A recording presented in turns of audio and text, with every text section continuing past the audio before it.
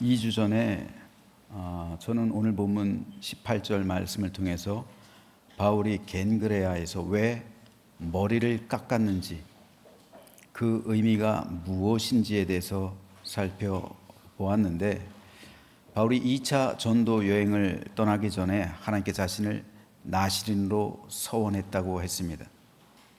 자신이 감당해야 할 전도 사역을 위해서 하나님께 도와달라는 간절한 마음의 소원 때문이었습니다. 그래서 하나님은 바울에게 돕는 사람들을 보내주셨습니다. 2차 전도 여행을 하면서 바울은 실라와 디모데, 누가와 루디아, 브리스길라와 아굴라라는 초대 교회에 아주 좋은 사람들 하나님께서 붙여주셨고, 모두 바울의 2차 전도 여행 때 얻은 사람들이었습니다. 이 기간 동안 바울은 데살로니가 전후서, 갈라디아서를 기록했고, 또 빌립보, 고린도, 에베소 교회와 같은 이런 교회들을 개척하게 됐는데, 모두 바울의 서원에 대한 하나님의 응답이었다고 말씀을 드렸습니다. 바울은 2차 전도여행을 마치면서 예루살렘으로 향하는 겐그레아 항에서 나시린의 서원을 종결했습니다. 그래서 그곳에서 머리카락을 잘랐습니다.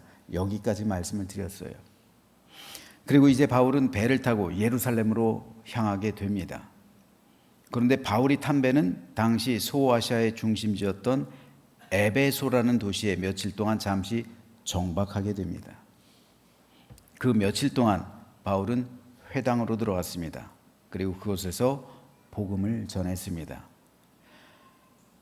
서기 500년경에 기록된 베자 사본에는 바울이 회당에 갔던 날이 안식일이었다라고 기록하고 있습니다.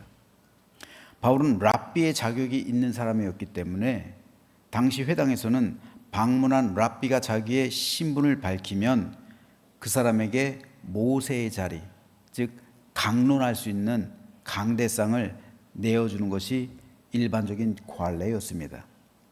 더구나 바울은 당시 가장 유대사회에서 존경받던 가말리알에 배웠던 제자였기 때문에 바울이 자신의 신분을 밝혔을 때 회당장이 바울에게 강대상을 내주었습니다. 그런데 오늘 본문 19절에 보면 이상한 사실이 하나 나옵니다. 세번역 성경으로 읽어보겠습니다. 그 일행은 에베소에 이르렀다. 바울은 그 두 사람을 떼어놓고 자기 혼자 회당에 들어가서 유대 사람과 토론하였다. 유대인들이라면 마땅히 안식일에 회당에 가는 것이 의무이자 책임입니다. 그런데 바울은 그럼에도 불구하고 안식일에 그 두 사람을 떼어놓고 갔다는 말입니다. 그렇다면 그 두 사람은 누구이며 왜 바울은 안식일임에도 불구하고 그 두 사람을 떼어놓고 자기만 회당으로 갔을까요? 오늘 저는 이에 대해서 좀 살펴보려고 합니다. 먼저 이 두 사람이 누구인지에 대해서는 오늘 보면 18절에서 정확하게 누가가 기록하고 있는데, 그들은 브리스길라와 아굴라 부부입니다. 바울은 브리스길라와 아굴라 부부를 고린도에서 처음으로 만났습니다. 바울은 고린도에서 1년 6개월 동안 머무르면서 복음을 전했는데, 대부분의 학자들은 바울이 고린도에서 머물렀던 집이 브리스길라와 아굴라의 집이었을 것으로 추정합니다. 그리고 이곳에서 바울은 장막을 만드는 그런 일에 봉사를 했죠.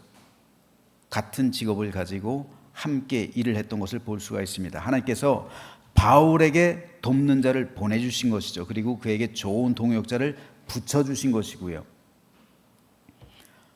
그래서 고린도 교회는 브리스길라와 아굴라의 집에서 시작된 겁니다. 그리고 바울이 실제로 거기서 머물렀고요. 브리스길라와 아굴라 부부는 바울을 아주 참으로 헌신적으로 도왔습니다. 이에 대해서 바울은 로마서에서 이렇게 증언하고 있어요. 너희는 그리스도 예수 안에서 나의 동역자들인 브리스가와 아굴라에게 문안하라. 그들은 내 목숨을 위하여 자기들의 목까지도 내놓았나니 나뿐 아니라 이방인의 모든 교회도 그들에게 감사하느니라. 브리스길라와 아굴라 부부가 바울의 목숨을 건지기 위해서 자기들의 목까지도 내놓았다는 사실을 바울은 감사하게 여기면서 많은 특별히 로마 교회에게, 그리고 로마 교회 이 소식을 듣기 바라는 모든 사람에게 알리고 있는 거예요. 실제로 브리스길라와 아굴라 부부는 바울을 돕다가는 죽게 될 상황이었음에도 불구하고 자기 목숨을 아끼지 않고 도왔습니다. 이것을 알 수 있는 것이 바로 오늘 본문 바로 앞에 있는 12절에서 17절까지의 단락이에요. 여기에 보면 고린도에서 폭동 사건이 하나 일어나요. 17절 말씀을 한번 읽어볼게요. 그들은 회당장 소스데네를 붙들어다가 재판정 앞에서 때렸다. 그러나 갈리오는 이 당시 고린도의 총독이에요. 갈리오는 이 일에 조금도 참견하지 않았다. 때리든 말든 상관하지 않았다는 거예요. 그런데 이 일이 어디서 일어났냐면은 회당에서 일어났어요. 회당에서부터. 왜냐하면 바울이 이 회당에 들어가서 복음을 전하는 거예요. 바울의 복음의 중심이 뭡니까? 예수 그리스도잖아요. 예수 그리스도께서 이 땅에 오신 하나님, 즉 메시아, 그리스도라는 사실, 이거를 변증하는 거예요. 이 회당에서. 바울은 랍비의 자격이 있었죠. 그러니까 당연히 이 고린도의 회당에 있었던 회당장 소스데네가 바울에게 그 자리를 내어줬고, 바울이 강론하면서 토론이 벌어지기 시작한 거예요. 어떻게 사람이 하나님의 아들일 수가 있느냐? 어떻게 예수가 메시아일 수 있느냐? 어떻게 그가 그리스도일 수 있느냐? 어떻게 처형당한 사람이 어떻게 너는 메시아라고 주장하느냐? 이것을 가지고 논쟁이 벌어지기 시작해서 바울의 여러 가지 그 일들, 즉 이방인과 교제하는 일, 그런 모든 것까지도 다 비난의 대상이 되었고, 결국 그를 옹호하고 그리스도인이 된 회당장 소스데네를 잡은 거예요. 그리고 유대인들은 회당장을 죽을 정도로, 소스데네를 죽을 정도로 심하게 매질했습니다. 따라서 브리스길라와 아굴라 역시 무사하지 못해요. 왜냐하면 바울이 머무르던 숙소가 바로 브리스길라와 아굴라의 집입니다. 유대인들은 바울을 찾아 이 집으로 쳐들어와서 집안을 완전히 난장판으로 만들어놨어요. 그 와중에 브리스길라와 아굴라가 목숨 걸고 바울을 지켜낸 거예요. 이걸 로마서에서 바울은 말하고 있는 거예요. 목숨 걸고 바울을 지켜낸 거예요. 그래서 이들은 자신의 모든 재산 다 정리합니다. 고린도에서 모든 재산 다 정리하고 바울과 함께 고린도를 떠나는 거예요. 그에 따른 모든 여행 경비, 필요한 모든 재정, 브리스길라와 아굴라 부부가 다 되는 거예요. 이때부터 바울과 브리스길라 아굴라 부부의 동역이 시작되는 거예요. 물론 고린도에서 시작됐지만 본격적으로 선교 여행을 같이 다니기 시작하는 거예요. 하나님께서 일하시는 방법 중 하나가 바로 이런 만남의 축복이에요. 여러분, 우리 자녀들을 위해서 특별히 기도할 때 만남의 축복을 달라고 기도해야 돼요. 우리 자녀들이 살아가는데 홀로 살아갈 수가 없잖아요. 누군가는 우리 자녀들이, 여러분들도 그렇잖아요. 누군가 끊임없이 우리는 만나면서 살아가요. 좋은 친구를 만나야죠. 특별히 그리스도인 친구를 만나야죠. 평생을 함께 할 수 있는 그런 친구를 만나는 것, 이 만남의 축복 너무도 중요해요. 결혼이요? 평생을 함께 할 수 있는 이 만남의 축복, 배우자를 만나는 것 너무도 큰 축복이에요. 그리고 교회에서도 마찬가지예요. 교회에서도 좋은 목회자 만나는 것, 또 좋은 성도 만나는 것, 또 좋은 성도들끼리 만나는 것 너무나도 큰 축복이에요. 이렇게 하나님께서는 좋은 사람을 만나게 하셔서 서로를 돕게 하시고, 돕는 배필, 돕는 관계, 그리고 돕는 동역이요, 그 사역에 동참하게 하시는 거예요. 만남에는 3가지 종류가 있어요. 꼭 만나야만 하는 만남이요, 바울과 브리스길라와 아굴라 부부처럼 꼭 만나야만 하는 그런 만남. 둘째로는 만나든 만나지 않든 별 상관이 없는 만남, 별 의미가 없는 만남. 셋째로 만나서는 안 됐어야 하는 만남. 이 3가지 중에 하나예요.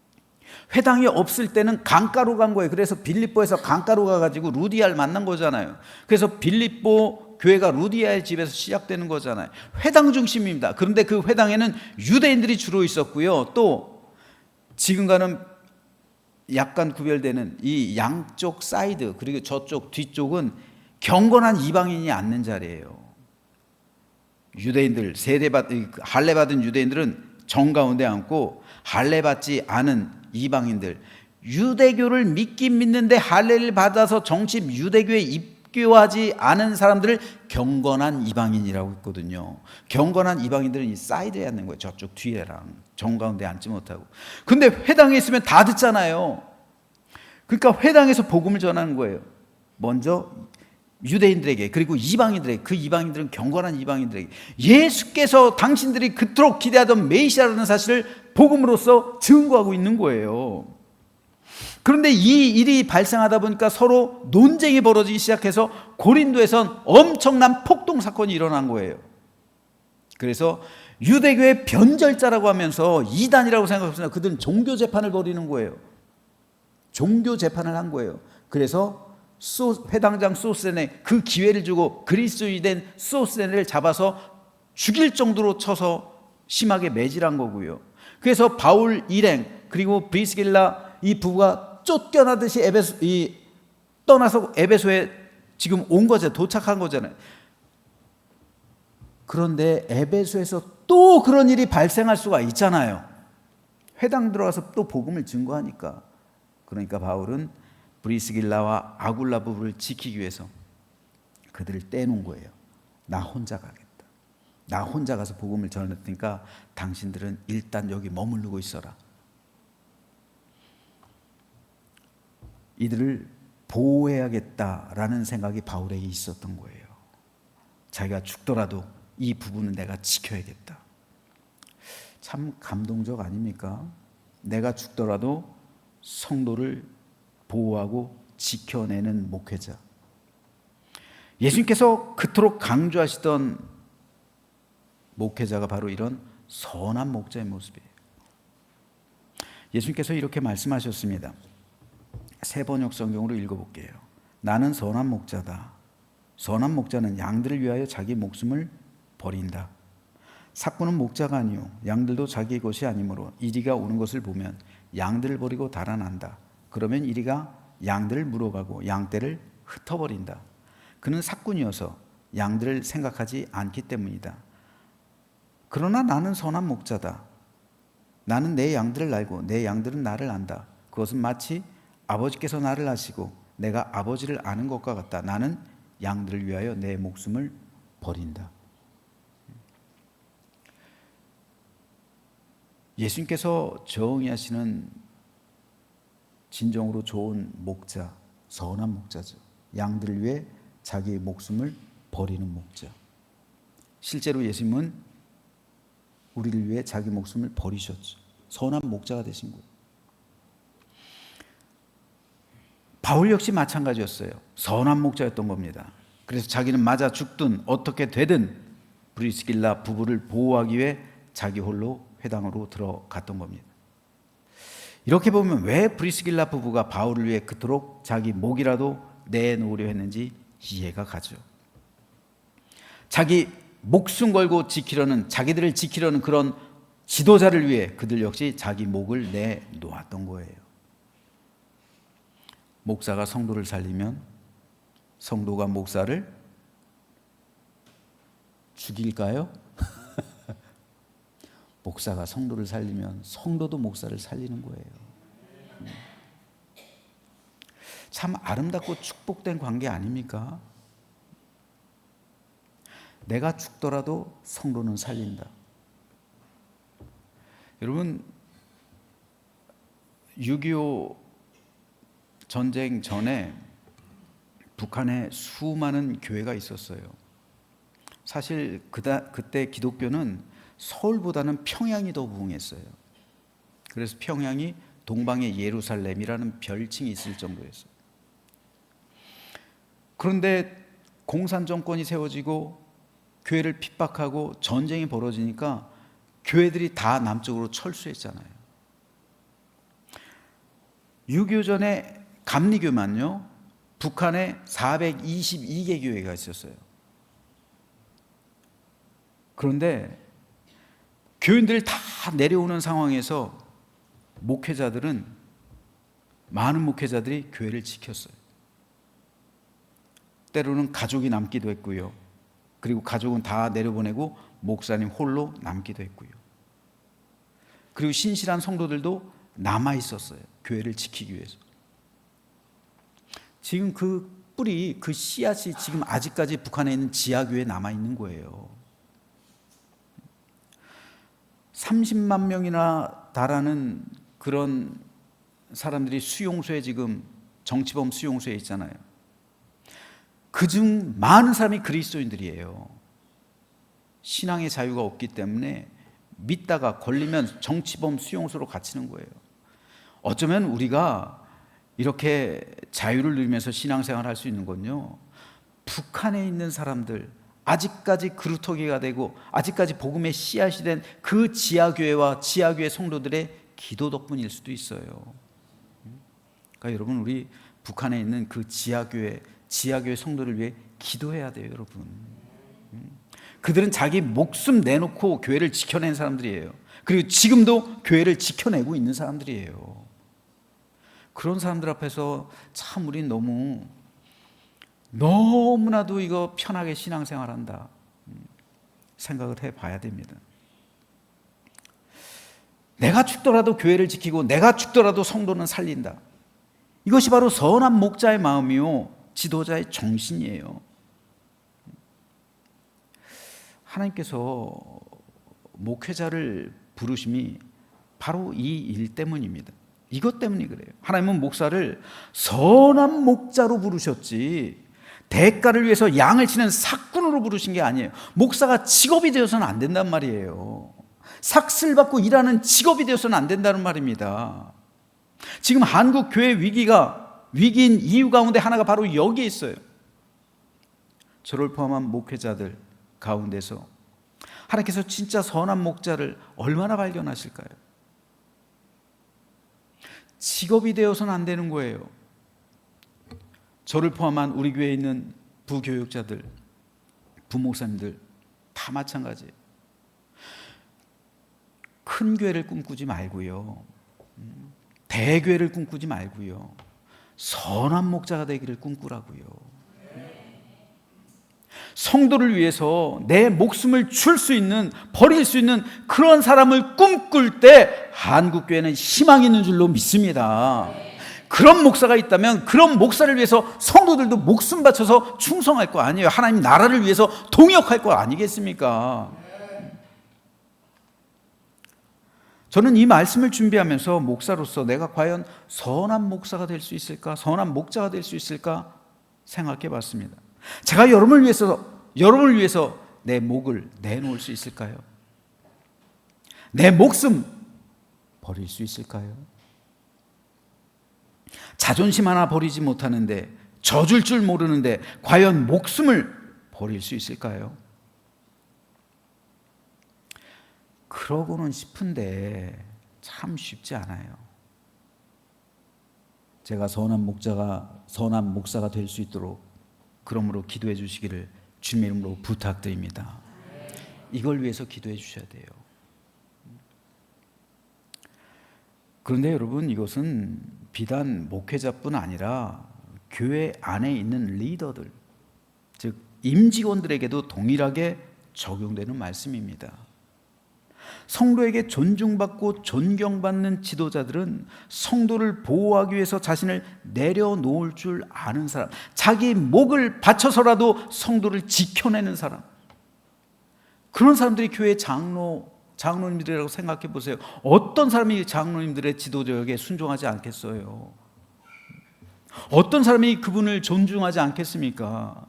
존경하고 사랑하고 기꺼이 그의 말에 따르겠죠.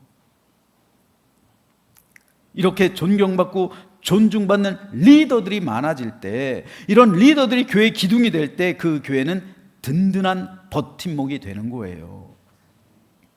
그러면 저는 저뿐 아니라 우리 교회에 속한 모든 직분자들이 우리 교회의 선한 목자가 되어서 다른 성도를 돌보고 보호하며 자기 목이라도 내놓고 버릴 줄 아는 그런 믿음에 이르게 되기를 주님의 이름으로 축복합니다.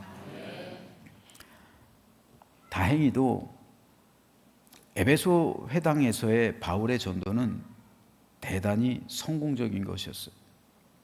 우려했던 일이 벌어지지 않았어요. 오히려 그들은 바울에게 조금 더 머물러 달라고 청을 했습니다. 하지만 바울은 그들의 요구를 들어주지 못했어요.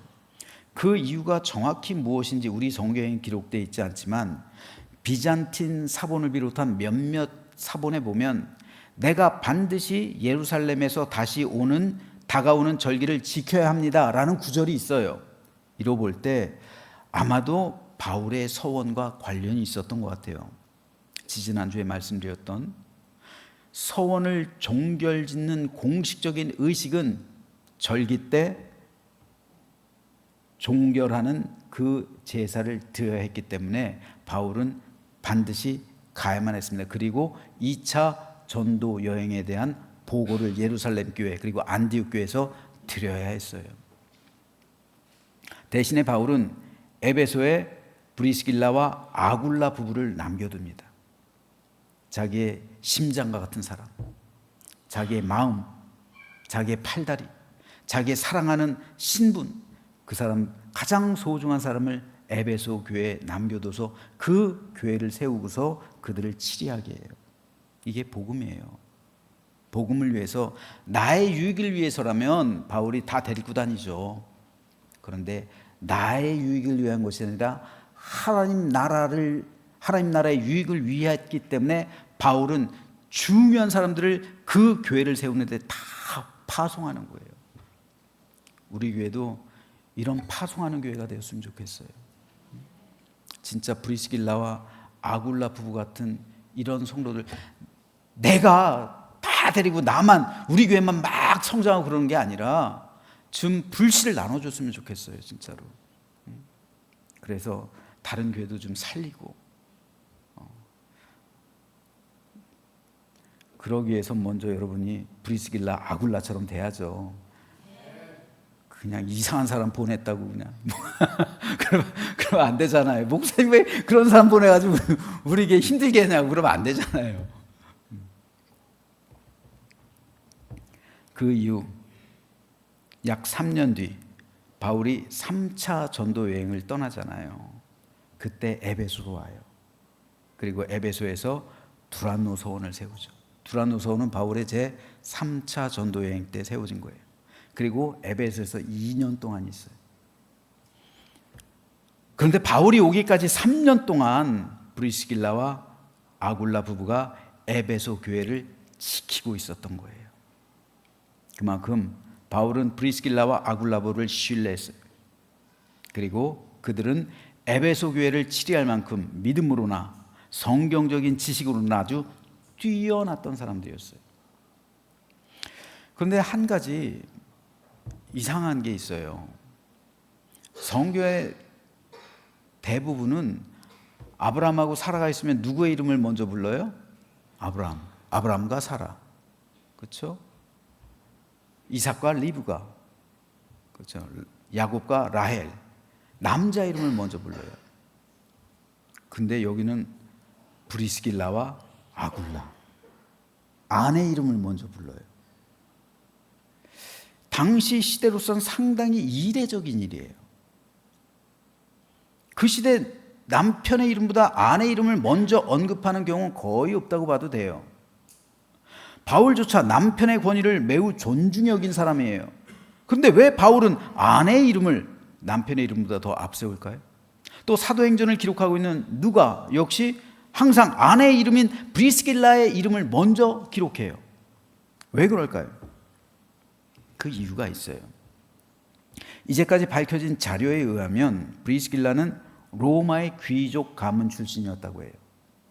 그런데 그 남편 아굴라는 성경에서는 본도 출신이라고만 기록하고 있지만 학자들은 아굴라가 노예 출신이었을 것으로 추정합니다. 그래서 브리스길라의 집에 구약의 요셉처럼 노예의 신분으로 들어가게 되었다는 것이에요. 전해지는 이야기에 따르면 아굴라는 요셉처럼 성품이 온화했고 정직하며 매사에 순종했고 신뢰할 만한 아주 신실하고 성실한 사람이었다고 해요. 그래서 주인이 그를 자유인으로 만들어 주었고 후에 자기 딸인 브리스길라와 결혼시킬 정도로 아주 신실한 사람이었다고 합니다. 당시 로마는 주인에게 아들이 없을 때 노예 중에서 똑똑한 사람을 자기 양자로 삼았어요. 여러분 베너 보셨죠? 베너도 이 베너 원래는 노예였는데 주다 베너요. 노예였는데 이 사람이 양자가 되잖아요. 그것이 당시 로마에선 횡행했던 그런 관습이었어요. 그러니까 이 일이 얼마든지 가능한 거예요. 하지만 그럼에도 바울 당시 남녀 간의 관계보다는 신분상의 서열이 앞섰던 시대입니다. 때문에 귀족 가문 출신의 브리스길라를 항상 먼저 언급한 것으로 학자들은 추정하고 있어요. 거기에 더해 브리스길라는 굉장히 학식이 뛰어났다고 해요. 서기 300년대에 살았던 교부들 가운데 설교를 너무나도 잘해서 황금의 입이라는 별명을 가진 크리소스톰이라는 사람이 있어요. 크리소스톰이라는 이 교부가 남긴 기록 가운데 브리스길라에 관한 이야기가 전해져 옵니다. 그 기록에 따르면 오늘 본문 바로 뒤에 아볼로라는 성경에 능통한 알렉산드리아 출신 그 학자가 오거든요. 에베소예요. 그런데 그에게 성경을 더 자세히 풀어 알게 한 사람이 바로 브리스길라라는 거예요. 그만큼 브리스길라는 박식하고 뛰어난 지식의 소유자였습니다. 그래서 역사신학자 하르낙이 있어요. 제가 역사신학을 전공했잖아요. 그런데 역사신학에서는 역사신학의 대부, 역사신학에 있어서 가장 훌륭한 학자를 하르낙이라고 하거든요. 하르낙. 이 하르낙은 히브리서의 기자가 브리스길라일 것이라고 추정해요. 히브리서는 저자 미상이잖아요. 누가 기록했는지 모르잖아요. 근데 바울은 아닌 것 같아요. 바울이 13편 쓴 그 문체 그거랑 완전히 달라요. 히브리서는 굉장히 화려해요. 사변적이고 치밀해요. 그리고 유대 중심적이고요. 근데 바울하고는 완전히 달라요. 바울은 아닌 것 같아요. 그런데 이 히브리서, 이 어렵고 화려하고 대단한 문체를 쓴 사람이 아볼로도 아니고, 아볼로도 그런 가능성이 있는데 아볼로도 아니고 브리스길라였을 것이다 라고 하르낙이라는 역사학자는 추정하고 있어요. 그 정도로 박학다식했던 사람이 브리스길라였다는 말입니다. 자, 여기서 우리는 한 가지 중요한 사실을 발견할 수 있어요. 하나님의 일을 하는데 중요한 것은 남자냐 여자냐 이게 중요한 게 아니에요. 신분 안 중요해요. 하나님은 오직 신실하고 정결하고 헌신되며 하나님 앞에서 순결하고 성결한 믿음의 그릇을 사용하시는 거예요. 그 사람이 여인이면 브리스길라나 루디아 같은 사람이 되는 거예요. 실제로 빌립보 교회는 루디아의 집에서 시작됐어요. 고린도 교회 브리스길라의 집에서 시작됐어요. 그 집이 교회가 된 거예요. 그 집을 바친 거예요. 초대교회 심장이었던, 초대교회를 시작했던 예루살렘 교회요? 누구의 집이에요? 마가의 다락방, 마가의 집이죠. 근데 마가의 집이 아니에요. 마가 엄마의 집이에요. 마가의 어머니 마리아, 마리아의 집이에요. 마리아가 그 집을 초대교회로 바친 거예요. 그래서 마가가 초대교회 사도들이랑 교류하게 만든 거, 이게 마리아의 힘이에요. 자식을 위한. 마리아가 자신의 집을 바친 거예요. 초대교회로. 루디아도 그랬고요. 그리고 브리스길라도 그랬고요. 에베소에서도 마찬가지예요. 에베소 교회를 시작한 집이 바로 브리스길라의 집이에요. 이렇듯 초대교회 리더들이 여인들이 많았어요. 초대교회는 여자가 남자를 가르치고 아내가 남편을 가르치고 노예가 주인을 가르치고 평민이 귀족을 가르치던 시대였어요. 그런 공동체였습니다. 역사상 있을 수 없는 일이 교회에서 벌어진 거예요. 지금부터 2000년 전에 이런 일이 초대교회에서 벌어지고 있었어요. 근데 지금은요, 인권과 정치와 자유, 평등 이런 것이 극대화된 시대 속에 살고 있으면서도 교회 안에서는 초대교회만 못해요. 실제로 몇 년 전에 우리 교회에 오셔서 등록하시려다가 포기하신 분이 있어요. 장로교 보수교단에서 오셨는데 왜 그래요? 그랬더니 왜 안 하시고 다른 교회로 가신대요? 그랬더니 여자가 장로로 안 된대요. 여자가 장로라고. 제가 그래서 말했어요. 감리교는요, 여자가 목사도 돼요. 그리고 그때가 여러분 참 박근혜 전 대통령이 그때 대통령, 현직 대통령이었던 때예요. 아니 여자가 대통령인데, 그리고 영국은 여자가 왕인데, 여왕인데, 그런 세대 속에서 왜 교회는 여자가 장로면 안 되고 여자가 목사면 안 돼요? 초대 교회에서 누렸던 이 평등과 동등함, 차별 없음, 지금 교회에서 이 차별의 벽, 이걸 세워버리는 거예요. 그래서 여자는 목사도 안 된다, 여자는 장로도 안 된다. 여자가 어떻게 감히 장로를 해? 그냥 권사 정도만 했지. 이건 안 되는 거죠. 그건 하나님의 방법이 아니에요, 여러분. 하나님의 영으로 충만한 교회에서는 모든 차별의 벽이 다 무너지는 거예요. 인종의 차별, 물론 죄와 타협하라는 말은 아닙니다. 동성애와 같은 죄와 그런 사람들 차별하지 말라, 차별금지법에 찬성하라는 게 아니에요. 차별금지법 같은 건 여러분 반대해야 됩니다.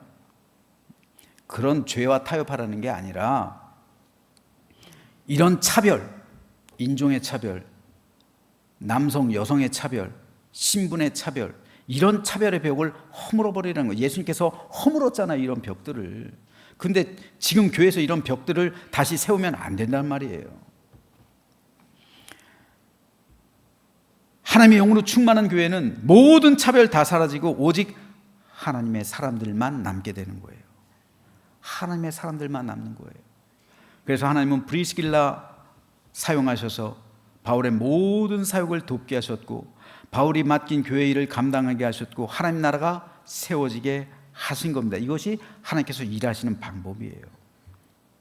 이후로 브리스길라와 아굴라는 평생토록 바울을 따라다녀요.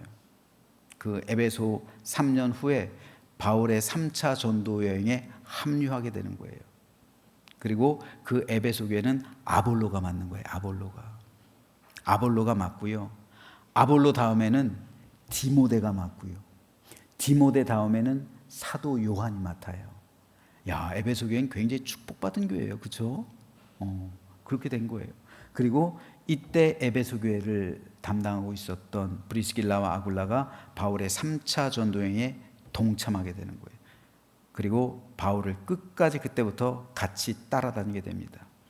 바울이 로마에서 가택연금을 당한 적이 있었죠. 바울이 2차례 투옥했어요. 첫 번째 투옥은 사실 가택연금이거든요.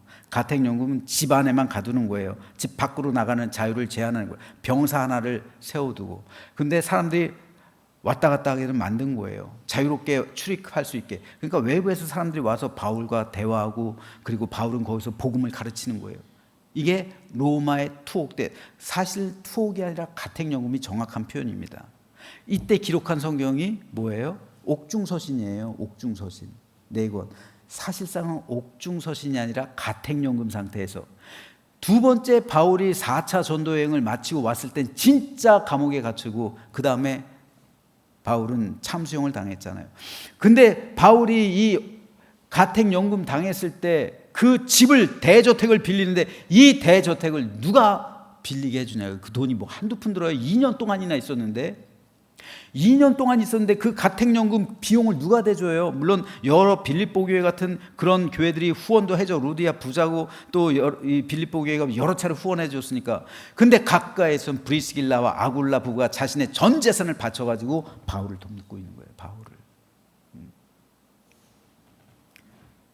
사도 바울이 로마에서 참수형당하죠.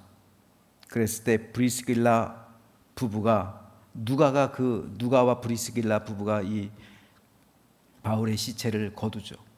그리고 이 브리스길라 부부도 바울의 뒤를 이어 복음을 전하다가 로마에서 그들 역시 바울처럼 참수형당했다고 합니다. 감리교를 시작한 존 웨슬리는 이렇게 말한 적이 있어요. 죄 외에는 아무것도 두려워하지 않고 하나님 외에는 아무것도 원하지 않는 100명의 복음 전도자를 나에게 달라. 그들이 사역자든 평신도든 상관없다. 그들은 지옥의 문을 흔들 것이며 이 땅에 하나님 나라를 세울 것이다. 저는 지금 이 자리에 계신 분들이 웨슬리의 이 말과 같이 모두 브리스길라 부부처럼 죄 외에는 아무것도 두려워하지 않고 하나님 외에는 아무것도 원하지 않는 이 시대 하나님께서 선택한 거룩한 도구가 되시길 주님의 이름으로 부탁드립니다.